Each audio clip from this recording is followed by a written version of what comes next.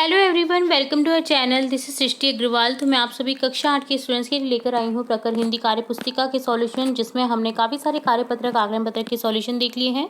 यहाँ पर आगे बढ़ते हुए देखेंगे आकलन पत्रक 15 और इसी के साथ कार्यपत्रक के सॉल्यूशन भी देखेंगे। तो जुड़े रहना है आपको वीडियो के एंड तक इसी तरह मेरे साथ। सबसे पहले देखेंगे आकलन 15 का सॉल्यूशन, जिसमें क्वेश्चन फर्स्ट है, कर्म शब्द को बोलचाल की भाषा में कहते हैं कर्म अर्थात काम।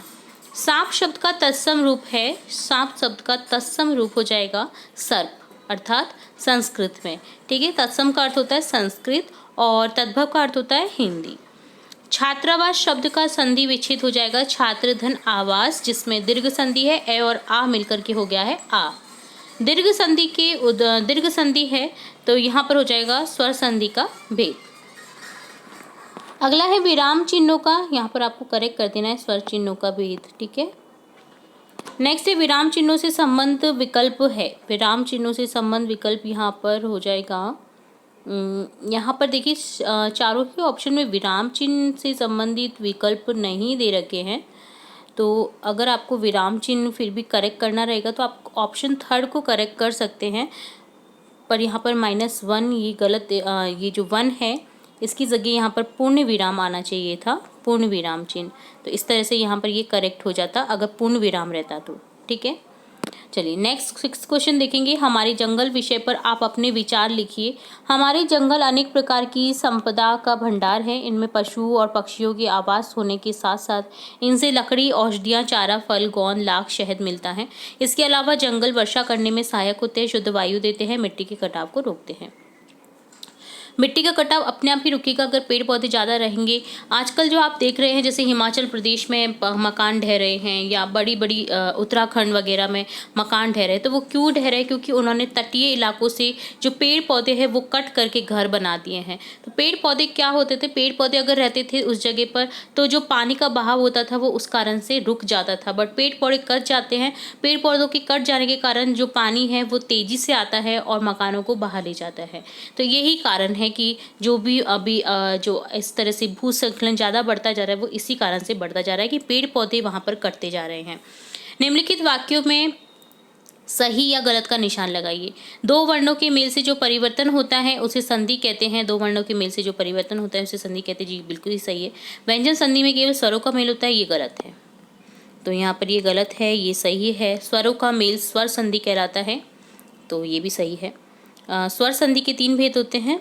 दीर्घ संधि, 3 भेद नहीं होते हैं स्वर संधि के, तो यहाँ पर ये भी गलत हो जाएगा। दीर्घ संधि, अयादि संधि होते हैं स्वर संधि में, है ना। वृद्धि संधि होता है, एक होता है गुण संधि। तो 5 भेद होते हैं, यहाँ पर ये 3 भेद बता रहा है, तो ये गलत हो जाएगा। ठीक है, आप अपने काम समय से करते होंगे। काम समय करने से कोई 4 लाभ लिखिए। तो समय पर कार्य पूर्ण करने से ना उसका जो कार्यफल या लाभ होता है वो तुरंत मिलता है। समय पर कार्य करने से शरीर को कम थकान होती है। समय पर कार्य करने से कहीं भी अपमानित या दंडित नहीं होना पड़ता है। अगर आप समय पर पहुंचेंगे तो आपको कोई भी अपमान नहीं कर सकता। कार्य के प्रति अनुशासन बढ़ता है और लक्ष्य की प्राप्ति में सहायक होता है। अगर आप सुबह से उठते ही फटाफट अपना कार्य संपन्न कर देंगे तो आप पूरे दिन फ्री सा महसूस करेंगे, और अगर आप लेट काम स्टार्ट करेंगे तो पूरा दिन लेट होता जाएगा। तो ये पर्सनल एक्सपीरियंस है मेरा कि जिस दिन मैं लेट काम करती हूँ स्टार्ट, तो सब पूरा दिन जो है मेरा आलस से भरपूर हो जाता है और लेट होता जाता है। और सुबह की स्फूर्ति से जब मेरा काम संपन्न होता है तो मैं पूरे दिन फ्री सा महसूस करती हूँ और जो भी मेरे कार्य हैं वो मैं समय पर डन कर पाती हूँ। तो इसलिए समय पर कार्य होना बहुत ज़रूरी है। आपने देखा होगा कि कई लोग अपने घरों में तोते अन्य पक्षियों को पिंजरे में बंद रखते हैं। आपके विचार में ऐसा करना उचित है? अपने विचारों को लिखिए। घरों में पक्षियों को पिंजरे में बंद करके नहीं रखना चाहिए, क्योंकि उनका भी शारीरिक मानसिक विकास सही तरीके से नहीं हो पाता है। वे अपने आप को परतंत्र महसूस करते हैं, अनुभव करते हैं। इसकी बजाय हमें पेड़ पौधे ज़्यादा से ज़्यादा लगाकर उनकी दाने पानी की व्यवस्था करनी चाहिए, ताकि वे स्वतंत्र रूप से कलरव कर सकें, कलरव यानी उड़ सकें, चहचहा सकें।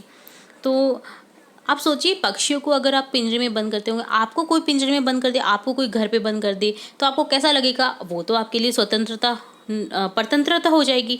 और आप पक्षियों को, पेट्स को आप रखते हैं तो अपने घर में, वो एक तरह से आप उनको परतंत्र कर रहे, तो क्या वो अगर आवाज़ नहीं उठा सकते तो आपको नहीं समझना चाहिए? आपको भी समझना चाहिए कि उन्हें भी स्वतंत्र होने का अधिकार है।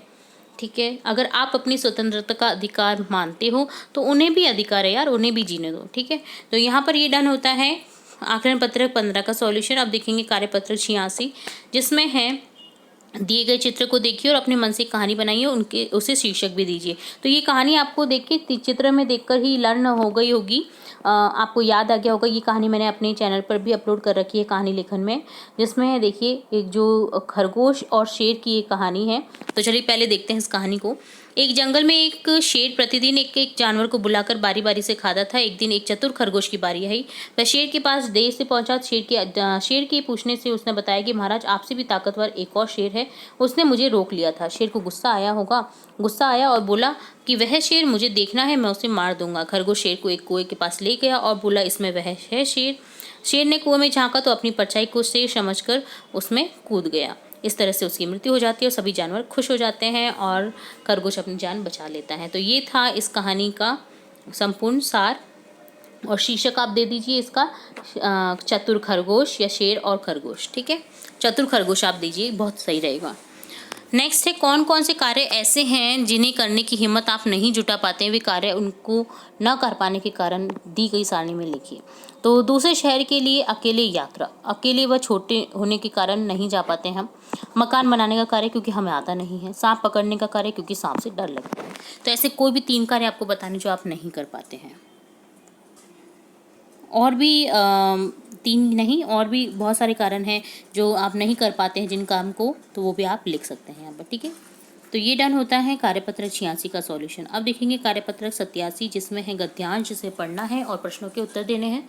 अगर आप तनाव में हैं या फिर आपको किसी तरह की घबराहट या बेचैनी हो रही है तो जल्दी ही घर के किसी सदस्य को या फिर मित्र को बताएं। अगर आपको लगता है कि आपकी बात कोई नहीं सुनेगा तो किसी हेल्पलाइन पर फ़ोन करें, वे आपका मार्गदर्शन करेंगे। परीक्षा के दिनों में बच्चों के लिए विशेष हेल्पलाइन शुरू की जाती है, इनकी जानकारी सभी अखबारों में मिल जाती है। तो अगर आप किसी भी चीज़ से डिप्रेस्ड हो ना, तो ऐसा कोई भी एक सदस्य देखिए जिससे आप बात कर सकें, जो आपकी बात सुन सके। और अगर ऐसा नहीं भी है ना, तो आप अपने मित्र या आस पड़ोसी को भी शेयर कर सकते हैं कोई भी बात।